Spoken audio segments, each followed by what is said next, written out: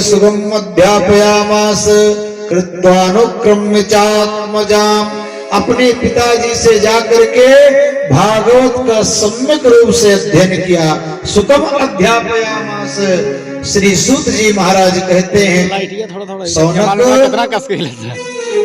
महाभारत का युद्ध प्राय समाप्त हो चुका था और महाभारत का युद्ध का भाई युद्ध तभी समाप्त होता देख रहे हैं। ईरान, इजराइल, अमेरिका सब लड़ रहे हैं और परेशान बेचारा भारत हो रहा है कि नहीं। अब इस युद्ध से कोई मतलब नहीं है, भारत का कौन लेना देना भैया।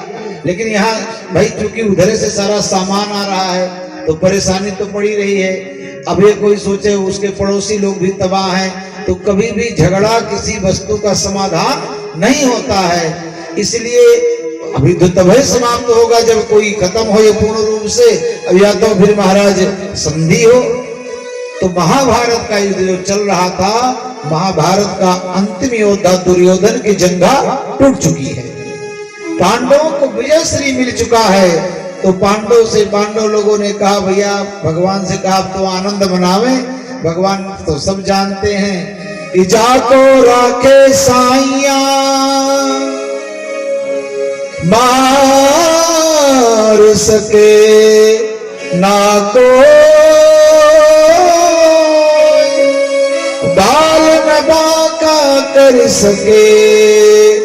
एक नहीं दो नहीं जो जग बैरी हो। भगवान पांडवों के रक्षक हैं और भगवान उनकी रक्षा कर रहे हैं, तो उनका कौन बाल बाका कर सकता है। फिर कौन बिगाड़ सके जब राम सहारा हो। जब भगवान ही सहारे हो जाए तो दुनिया का सहारा बेकार हो जाता है। कि औरों के सहारे बड़े होगे, ये पांडवों का भाव है, हम सभी का भाव है कि लोगों के सहारे बड़े होगे। मेरा तो सहारा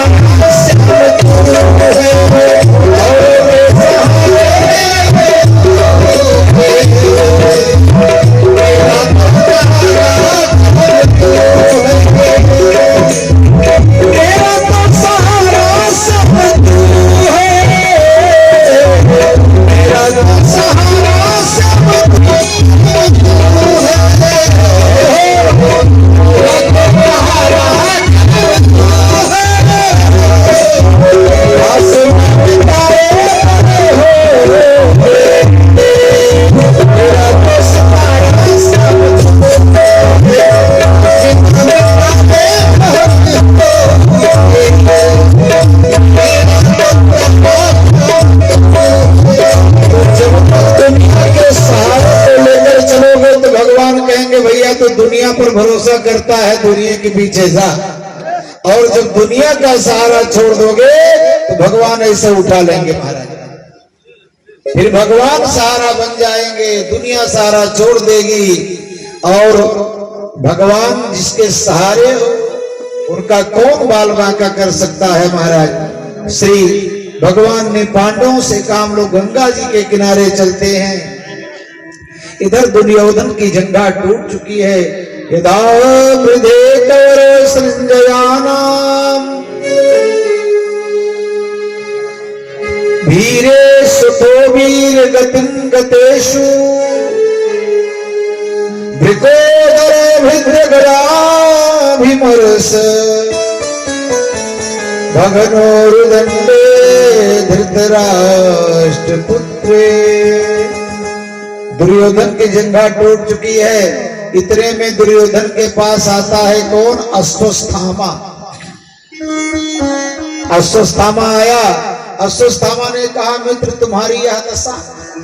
अश्वत्थामा से दुर्योधन ने कहा देखो भैया हम मरना तो चाहते हैं लेकिन हमारा एक काम पूरा कर दो। देखिए जो दुष्ट व्यक्ति होता है ना वो मरते दम तक महाराज दुष्टता कभी छोड़ता नहीं है।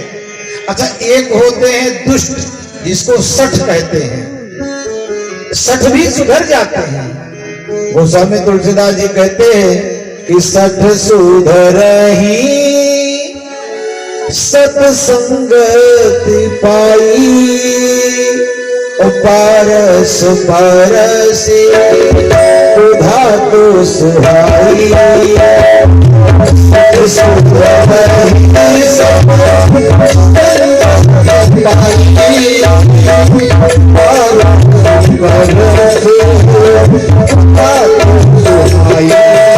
सच व्यक्ति के भीतर सुधार आ सकता है।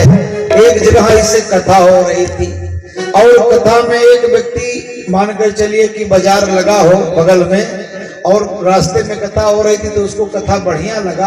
अब एक बात बताओ, कोई सब्जी लेने जाए और 7 बजे उसको घर पहुंचना हो, उस कथा में बैठ जाए, कथा 10 बजे तक चला है, अब 10 बजे सब्जी लेके जाए तो पत्नी उसकी का स्वागत करेगी? आप विचार करो जरा। अब पत्नी और पति का महाराज, अब व्यक्ति क्या करे, जैसे सब बैठा कथा बढ़िया लगी, फिर उठ करके जाने लगे, फिर आवे बैठे, फिर जाए, फिर बैठे, फिर जाए, फिर बैठे, फिर जाए। 3 घंटा केवल आया बैठा गया, आया बैठा गया। तो जब कथा समाप्त हुई तो महात्मा जी ने उसको बुलाया। ऐसे लोगों पर निगाह जल्दी जाता है जो उठत बैठता है ज्यादा। सो महाराज महात्मा जी ने कथा जब समाप्त हुई पर प्रसाद बढ़ गया, बोले भैया इधर आओ। बोले हाँ बताओ। बोले महाराज बताओ। बोले एक बात बताओ, बीच में आप आए, बैठे उठे, तीनों काम किए और कथा तो सुने नहीं। बोले महाराज हमारे लिए बड़ी समस्या है। बोले समस्या क्या है?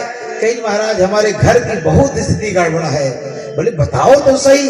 तो महात्मा जी से कहा कि महाराज जब तक हमारी पत्नी 100 गारी हमको दे नहीं लेती तब तक उसका पनियो नहीं पचता है, और जब तक उसको 4 लपड़ हम जमा नहीं देते हैं तब तक हमारे हाथ की खजूली नहीं जाती है। ये हमारा दोनों का चलता रहता है। तो महात्मा जी ने कहा तो आए ही क्यों कथा में? तो बोले महाराज क्या करें, कथवा बढ़िया लगा तो सुन लिए। तो बोले जब सुन लिए हो तो हमारा कहना करोगे? बोले महाराज आज से आप हमारे गुरु जो कहो सो कर देंगे। तो बोले एक बात बताओ, आज के बाद घर जाओगे तो स्वागत तो तुम्हारा होइबे करेगा। अरे बोले महाराज इसमें कोई दुई राय नहीं हो, हम भी तैयार हैं, 4 हाथ जमा देंगे। तो बोले महाराज ने कहा देखो कथा सुने हो, हमारी बात मानो तो 100 गारी नहीं 1 लाख गारी अगर पत्नी दे तो उसको हाथ नहीं उठाना और कह देना चाहिए बनाओ चाहे बिगाड़ो चाहे जाओ। अब महाराज जब घरे पहुंचा 10 बजे रात के लेके सब्जी कुंडे खटकाया तो जन्मे करते कैसे स्वागत होगा। 3 पीढ़ी का नाम लेकर के महाराज बरबर बरबर बरबर बरबर। आज तो महाराज कई 100 गाली दे दिया। ये सब्जी रख दिया, कहा अरे कुछ बनाई हो तो कैसे रोटी रखा जाओ। अब खा तो कहेगी नहीं, बाकी आप जन्मे करते हैं प्रयोग करते होंगे, कहा कहेगी, सब जन्मे करते होंगे। देखिए शादी के 1-2 साल तक सुनी जी आई खाई तब पत्नी खाएगी है। और जैसे 2-3 साल बीता जैसे फलाने बप्पा आओ खाए को खाओ नहीं तो वो हमारी भक्करन के हम जाए किनारे। ये सब दशा हो गई है महाराज। पहले ऐसा नहीं था। अब लगी गाली देने। उसने कहा कि कुछ रखी हो, वही रोटी बना करके रखी हूँ, अच्छा थोड़ा घी दे दो, रोटी निकल कर खा लेंगे। अब घिया निकाली तो घिया मतलब पिघला नहीं था, तो घिया का कटोरवा उठा करके इसके मथवा पर रखने लगा। तो उसने कहा इस पर काहे रख रहे हो, लगी गाली देने। तो कहा मथवा तार ज्यादा गर्म है, सोचन घिया यही हम टकराएगी पिघलाएगी गरमाएगी घिया और रोटी में लगा करके हम खा जाए। तो पत्नी ने जब देखा कि इतना गाली दे रहे हो, आज ही मार नहीं रहा है, क्या बात है, कोई शंका होगा कि नहीं कि पहुंचते 2 हाथ जमाए दे और ना पावे। तो फिर पत्नी ने कहा कि कहो हम तुम्हें इतना गरियाए तो हमें मरते हो काहे नहीं, आज पिठिया हमारे खजली मचा, मारो जल्दी। तो इसने कहा कि देखो आज हम कथा सुने और कथा में महाराज जी ने कहा है कि आज के बाद पत्नी के ऊपर हाथ नहीं उठाना है, चाहे घर बनावे और चाहे बिगाड़े। तो आज के बाद से चाहे तू घर बनाओ और चाहे बिगाड़ो, हम तो कुछ ना बोल सकते। तो पत्नी ने कहा है जब तू सुधर गए हो तो आज से तू बनाओ चाहे बिगाड़ो, हम तो एक गारी नहीं दिया। भैया प्रेम से दोनों रहे लागे। तो गोस्वामी तुलसीदास जी ने लिख दिया सठ सुधर ही सतसंगति पाई। लेकिन एक वे होते हैं कौन कि फूल ही फर ही न बेत जगपि सुधा बरस ही जलधि मूर्ख हृदय न चेत जो गुर मिल ही बिरंची समय। एक होते हैं मूर्ख। अब मूर्ख किसे कहते हैं मूर्ख राह, आप लोग नोट कर लीजिएगा, इतने लोग हैं तो मूर्ख हैं। मूर्ख राह चलत में खावें, ये चलत रही है खात रही है। मूर्ख राह चलत में खावें और मूर्ख शौच करत बतियावें। सारा मीटिंग वही में होगा महाराज, वो भी इत्मीनान से नहीं करेंगे। मूर्ख शौच करत बतियावें, मूर्ख बड़ संग करे निवादा। अपने बड़े से झगड़ा कर ले और खर्चे द्रव्य लाभ से ज्यादा आमदनी अठन्नी, खर्चा रुपया तो कर्जा होंगे, बाद में फांसरी लगाएंगे। और सबसे बड़ा मूर्ख कौन है? कवि कहते हैं सबसे बड़ा मूर्ख में चीन्हा और नर तन पाई भजन नहीं कीन्हा। जो मनुष्य का शरीर पा करके भगवान का भजन नहीं करता है। दुर्योधन आ गया। दुर्योधन किस नंबर का है? इतना भगवान ने समझाया लेकिन समझता नहीं है। अंत में अश्वत्थामा से कहा कि देखो मित्र, हमारी यह दशा हो गई है, मेरा एक काम करो। बोले क्या करना है बताओ। तुरंत अपने खून से अभिषेक कर दिया और कहा कि देखो 5 पांडवों का बाल बांका नहीं हुआ। इस महाभारत के युद्ध में हमारे 100 के 100 भाई स्वाहा हो गए।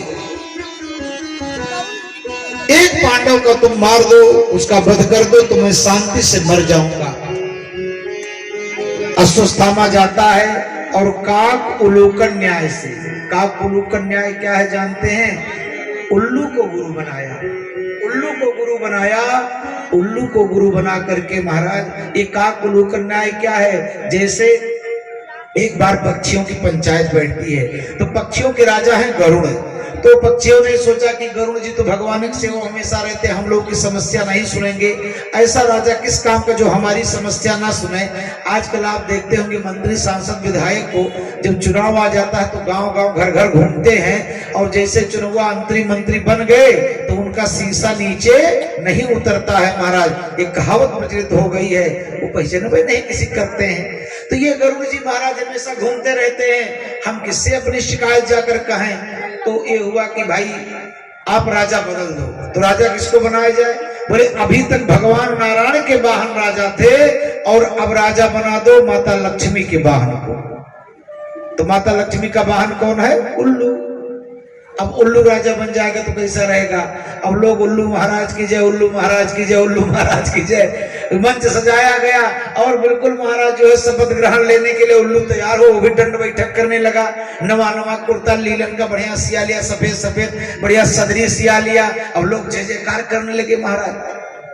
इतने में कौवा ने कहा इसको राजा बना दिया, इसको तो दिनवा में दिखलाई नहीं पड़ता है, अब अंधेरे को राजा बनाकर क्या करोगे? भाई हमारे लिए तो अंधा है, वो दिन में दिखलाई नहीं पड़ता है। आप लोगों ने कहा भाई कौवा ने तो सही कहा। इतने में उल्लू ने कहा कौवा नहीं होता तब तक हम प्रधानमंत्री बन गए होते। ये कौवे सबसे बड़ा रोड़ा है। रात्रि में कौवों के घर में गया, घोंसलों में गया और महाराज उनके सोते हुए बच्चों को मार देता है। तो उल्लू को गुरु बनाया और उल्लू को गुरु बनाने वाला उल्लू का जो चेला होगा वो उल्लुए तो होगा कि महाराज ज्ञानी हो जाएगा। तो कुकुर का चेला कुकुर होता है, गधा चेला गधा होता है महाराज। सो महाराज द्रौपदी के 5 पुत्र अपनी अपनी पिता के सैया पर सो गए थे। उन पुत्रों का सर काट करके दुर्योधन के पास ले जाता है। दुर्योधन देखता है और अपने प्राणों को छोड़ देता है। इधर महारानी द्रौपदी को जब पता चला मेरे 5 पुत्रों का वध हो चुका है तो माता शिशूनाम निधनम सुतानाम निशम्य घोरम परितप्तमानाम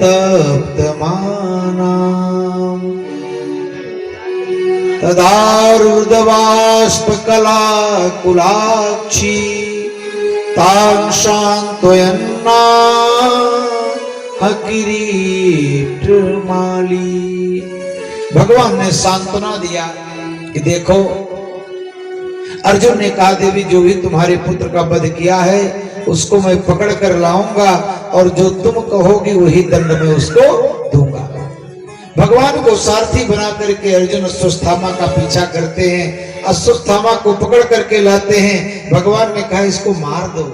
मत्तम प्रमत्तम उन्मत्तम सुप्तम बालम स्त्रियम जड़म, जो स्त्री के ऊपर हाथ उठावे, सोए हुए को मार दे, पागल को मार दे, शरणागत को मार दे, उसका वध कर देना चाहिए, मार दो इसको। अर्जुन ने कहा नहीं प्रभु, मैंने द्रौपदी को वचन दिया है। अब जब द्रौपदी महारानी ने गुरु के पुत्र को बधा हुआ देखा तो और जोर जोर से रोने लगी। युवाच चास हन्तस्य बंधनानयनं सती मुच्यता में स ब्राह्मणो नितराम गुरु।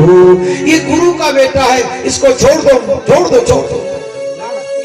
अब भीम ने कहा सब छोड़ देंगे लेकिन हम छोड़ने वाले नहीं हैं। महाराज भगवान ने देखा पांडव लोग आपस में लड़ जाएंगे, तो भगवान ने एक निष्कर्ष दिया, एक रास्ता दिखलाया। तस्मा शास्त्रम प्रमाणन्ते कार्या कार्य व्यवस्थित हो, क्या करना चाहिए क्या नहीं करना चाहिए हमारे शास्त्र प्रमाण हैं। तो भगवान ने कहा कि ब्राह्मण सम्मानित होता है, इसका दैहिक वध नहीं होता है, इसको सम्मानित को अपमानित कर दो, उसको मरने के समान कष्ट होगा। श्री अश्वत्थामा को बाहर निकाल दिया गया, मणि को छीन लिया गया। अब आप विचार करो, भगवान की कृपा से अश्वत्थामा का प्राण बच गया। अब प्राण बचा इतने कहाँ कम है, लेकिन अश्वत्थामा ने संकल्प ले लिया। इसी को कहा गया ना, उल्लू का चेला उल्लुए होता है, कहां तक दिमाग रहेगा। सो महाराज जब इसने कहा कि मैं पांडवों का वंश ही नाश कर दूंगा, इधर भगवान द्वारिका जाने के लिए तैयार है। एक हाथ से रथ को पकड़ लेते हैं, एक पैर रथ पर रख देते हैं, सारे लोग विदाई करने के लिए भगवान का तैयार है। आस्फूरित नेत्रों से इतने में देखा कि एक बाल विधवा दौड़ती हुई आ रही है। बाल विधवा दौड़ती हुई आ रही है, कौन है वो? बोले अभिमन्यु की पत्नी उत्तरा है, जिसका वध 16 साल की आयु में चक्रव्यूह के कारण हो गया था। महाराज दौड़ करके आती है कि पाहि पाहि महायोगिन देव देव जगतपते नान्यम तद्भयं पश्ये यत्र मृत्यु परस्परम। नान्यम तद्भयं पश्ये यत्र मृत्यु परस्परम। आप भगवान ने कहा देख रहे हो ये तुम्हारे सब खड़े, इनके पास चली जाओ। तो महारानी उत्तरा ने कहा नहीं प्रभु, यत्र मृत्यु परस्परम, यहाँ सब एक दूसरे के मृत्यु के कारण बने हुए हैं। मैं मर जाऊं मुझे कोई चिंता नहीं है, लेकिन मेरे जो गर्भ में बालक पल रहा है, पांडवों का वंश पल रहा है, उसका रक्षण होना चाहिए। कि मेरा कोई ना सहारा बिनु तेरे नंदलाल सवरिया मेरे। मेरा कोई ना सहारा बिनु तेरे नंदलाल सवरिया मेरे। मेरा कोई ना सहारा बिनु तेरे गोपाल सवरिया मेरे। मेरा कोई ना सहारा बिनु तेरे गोपाल सवरिया मेरे। गोपाल सवरिया मेरे। गोपाल सवरिया मेरे। नंदलाल सवरिया मेरे। नंदलाल सवरिया मेरे।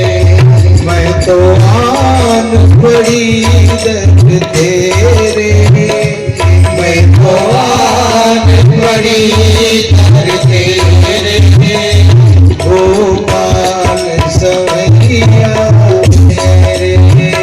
मैं तो आन पड़ी दर्द तेरे गोपाल सवरिया मेरे। ओ मेरा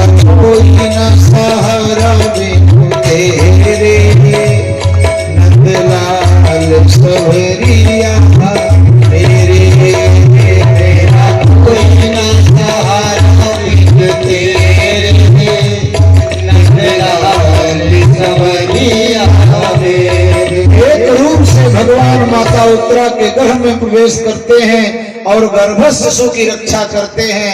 एक रूप से बाहर खड़े हैं बेटी। माता उत्तरा कुछ नहीं बोल पा रही हैं। भगवान ने कहा अच्छा तो हम चलें। माता कुंती ने हाथ को पकड़ लिया। आप हम लोग विचार करते हैं भगवान आखिर पांडवों का इतना सम्मान क्यों करते हैं, पांडवों को भगवान इतना मानते क्यों हैं। देखिए घर की माताएं चाहे तो घर को स्वर्ग बना दें और चाहे तो घर को नरक बना दे। महाराज ये माताओं का बहुत बड़ा योगदान है।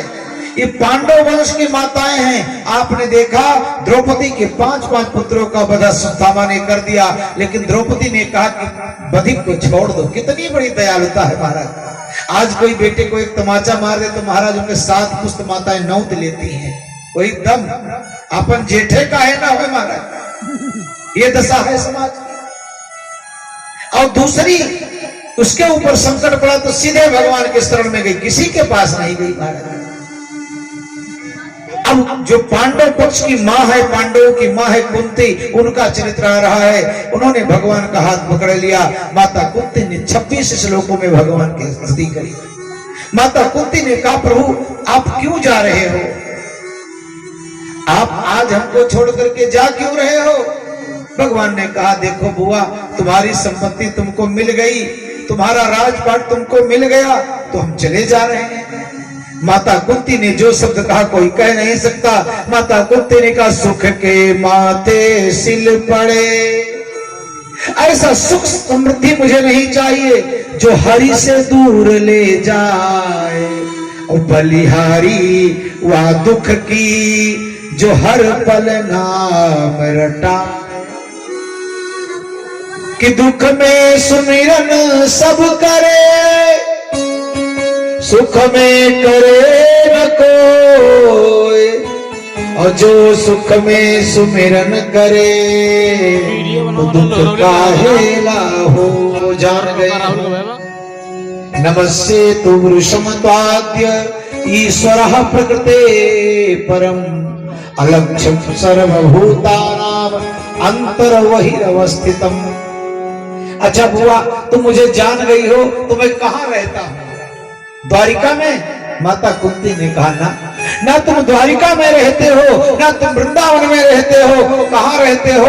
बोले अंतर्बहिरवस्थितम्, सबके बाहर भी हो और सबके भीतर भी हो, सबके बाहर भी हो और सबके भीतर भी हो, लेकिन कोई आपको जान नहीं पाता। अलक्षम, कोई देख नहीं पाता, कौन जानता है। बोले सोई जानई जेहि देहु जनाई, ओ जानत तुम्हारी तुम्हें हो जाई, सोई जानई जो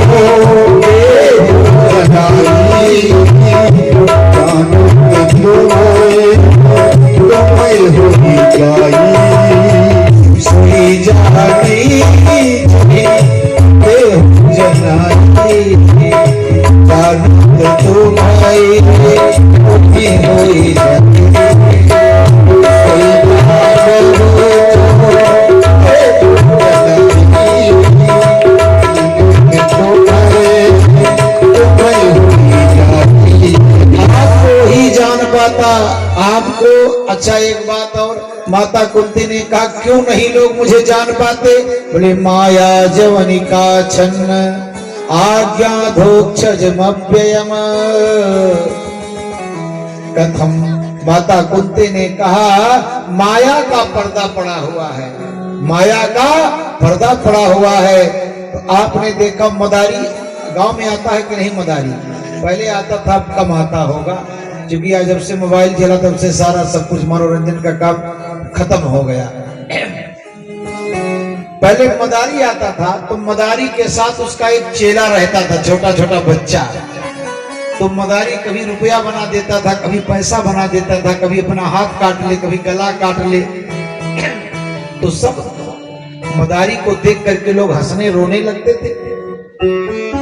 एक बात बताओ, तो मदारी अपना चद्दर बिछा करके लास्ट में कहता था भैया जिसको 10-5 पैसा रुपया देना हो दे दे, होता था ना यही। तो गांव के लोग कहते थे महाराज जी शहर नहीं है भैया, एक गांव है यहाँ सीधा मिलेगा। तो लोग अपने अपने घर से सीधा निकल जाते थे, यही होता था। तो खेल को देख करके लोग हंसने लगते थे, रोने लगते थे, लेकिन महाराज जो उसके साथ उसका चेला रहता था, उसके माया का प्रभाव उसके ऊपर नहीं पड़ा, उसके जादू का प्रभाव उसके ऊपर नहीं पड़ता था। तो प्रभु जो आपका हो जाता है उसके ऊपर आपकी माया का प्रभाव नहीं पड़ता है। माता कुंती ने कहा प्रभु मेरे बेटे को विष दिया गया, जहर दिया गया भीम को। विशाल महाग्ने पुरुषा ददर्शन असत सभाया वनवास कृच्छता मृधे मृधे महारथस्तु। मेरे बेटे को विष दिया गया, लेकिन जब मेरा बेटा मुझे मिला तो 1000 हाथियों के बल के साथ मिला। ये सब कब होता है? बोले गरल सुधारी पू करही मिताई, गरल सुधारी करही मिताई, ओ पद से तो अनल सीत आई, ओ पद से तो अनल सीत आई। जा पर कृपा राम करोई, जा पर कृपा राम करोई, जा पर कृपा कर सब कोई, जा पर कृपा कर सब कोई। माता कुंती ने कहा विशाल महाग्ने पुरुषा ददर्शना, और इस महाभारत के युद्ध में मेरे बच्चों के पास कितनी सेनाएं थी, लेकिन दुरत्यम कौरव सैन्य सागरम, मेरे बच्चों ने ऐसे कौरव सैन्य को ऐसे पार कर लिया, सागर को ऐसे पार कर लिया जैसे कोई बच्चा गाय के बछड़े के खुर के गड्ढे को कूद करके पार कर लेता है। ये सब आपकी कृपा से संभव हुआ। माता कुंती से कहा कुछ मांग लो। माता कुंती ने कहा हमसे पहले और लोग हैं। तो लोगों ने अपने अपने मन माफिक सब कुछ मांगा। माता कुंती ने कहा कि प्रभु आप देना चाहते हो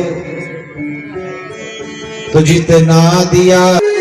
देखिए भगवान से हमेशा शिकायत नहीं करनी चाहिए कि भगवान हमको कुछ नहीं दिए, भगवान हमको कुछ नहीं दिए।